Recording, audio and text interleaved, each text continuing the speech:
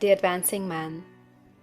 What I have said in the last chapter applies as well to the professional man and the wage earner as to the man who is engaged in mercantile business. No matter whether you are a physician, a teacher, or a clergyman, if you can give increase of life to others and make them sensible of the fact, they will be attracted to you and you will get rich. The physician who holds the vision of himself as a great and successful healer, and who works toward the complete realization of that vision with faith and purpose as described in the former chapters, will come into such close touch with the source of life that he will be phenomenally successful. Patients will come to him in throngs. No one has a greater opportunity to carry into effect the teaching of this book than the practitioner of medicine. It does not matter to which of the various schools he may belong, for the principle of healing is common to all of them, and may be reached by all alike. The advancing man in medicine, who holds to a clear mental image of himself as successful, and who obeys the laws of faith, purpose, and gratitude, will cure every curable case he undertakes, no matter what remedies he may use. In the field of religion, the world cries out for the clergyman who can teach his hearers the true science of abundant life.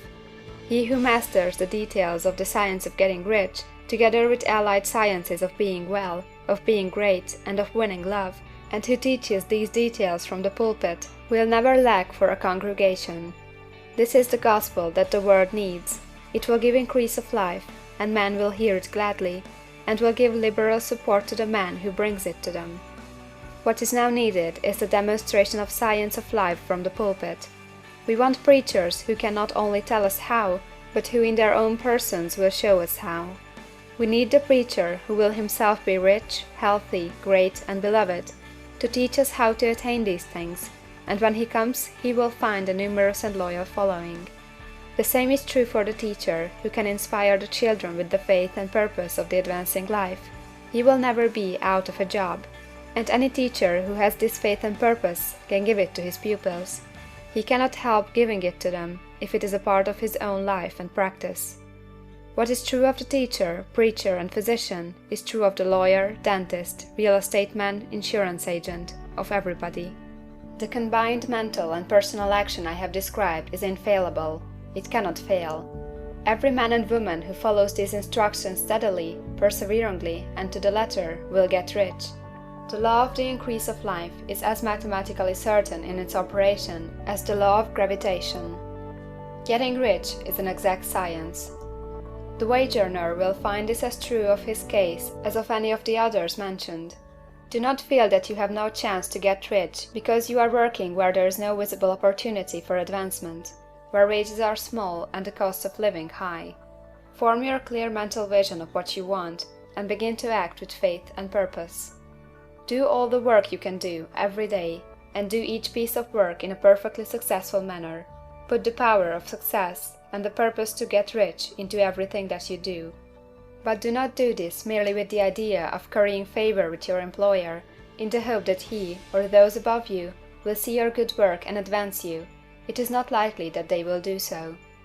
The man who is merely a good workman, filling his place to the very best of his ability, and satisfied with that, is valuable to his employer, and it is not to the employer's interest to promote him. He is worth more where he is. To secure advancement, something more is necessary than to be too large for your place. The man who is certain to advance is the one who is too big for his place, and who has a clear concept of what he wants to be, who knows that he can become what he wants to be, and who is determined to be what he wants to be. Do not try to more than fill your present place with the view of pleasing your employer. Do it with the idea of advancing yourself. Hold the faith and purpose of increase during work hours, after work hours, and before work hours. Hold it in such a way that every person who comes in contact with you, whether foreman, fellow workman, or social acquaintance, will feel the power of purpose radiating from you, so that everyone will get the sense of advancement and increase from you. Men will be attracted to you, and if there is no possibility for advancement in your present job, you will very soon see an opportunity to take another job. There is a power which never fails to present opportunity to the advancing man who is moving in obedience to law. God cannot help helping you if you act in a certain way. He must do so in order to help himself.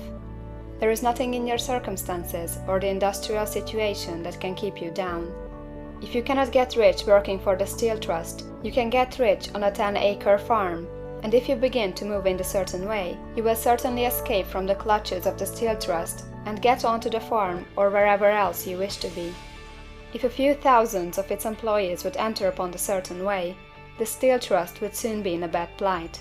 It would have to give its working men more opportunity or to go out of business.